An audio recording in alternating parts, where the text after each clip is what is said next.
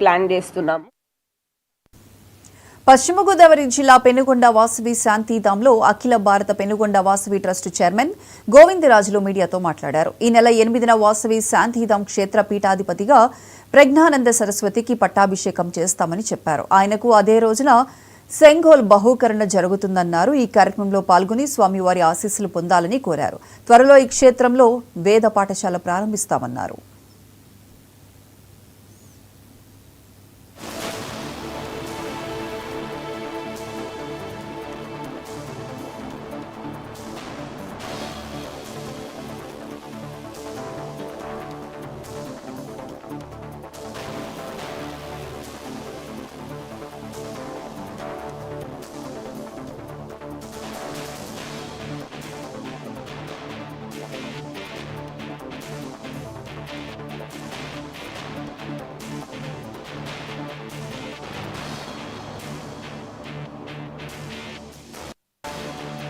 గురుపీఠం ఎందుకు కావాలి అనే ప్రశ్న మనకు వస్తుంది.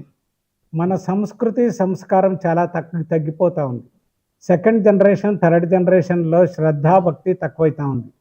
సెకండ్ జనరేషన్ థర్డ్ జనరేషన్కి శ్రద్ధాభక్తులు రావాలి. అమ్మవారి గురించి వాళ్ళకి భక్తి పుట్టాలి, ఆధ్యాత్మికంతో వాళ్ళు రావాలి అనే ఉద్దేశంతో ఈ గురుపీఠ స్థాపన అవుతూ ఉంది. ఈ గురుపీఠంలో మహాన్ జ్ఞాని వాళ్ళ తెనాలి వాసస్థులు ప్రజ్ఞానంద స్వామీజీ 14వ సంవత్సరంలోనే వాళ్ళ సన్యాస దీక్ష తీసుకున్న మహనీయులు. వేద పురాణాలు భగవద్గీత అంతా చాలా చక్కగా చెప్పగలరు, చాలా చక్కగా మాట్లాడగలరు. ఇప్పుడప్పుడే వాళ్ళకి లక్షాంతర మంది భక్తాదులు ఆంధ్ర కర్ణాటకల 2 రాజ్యాల్లోనూ ఉండారు. కాబట్టి ఇది ఏమీ కష్టం కాదు గురువులకి. వచ్చే భక్తాదులకంతా విద్యా బుద్ధులు నేర్పిస్తారు.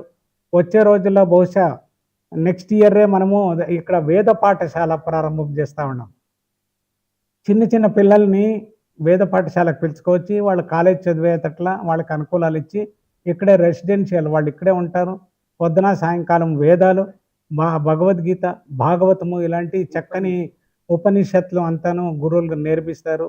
వాళ్ళ చేత ఇంకా వేరు టీచర్స్ ఉంటారు. మళ్ళీ వాళ్ళ కాలేజీలకి స్కూల్కి పోవచ్చు. సుమారు 3 సంవత్సరాలు జరిగే ఈ ట్రైనింగ్ ప్రోగ్రాంలో వాళ్ళు 3 సంవత్సరాలు ఇక్కడనే ఉంటారు. స్వామీజీ గారికి 8వ తారీఖు 11:37 వాళ్ళకి పట్టాభిషేక కార్యక్రమం జరుగుతుంది. ఎకరాకు ₹1,00,000 పెట్టుబడి పెట్టి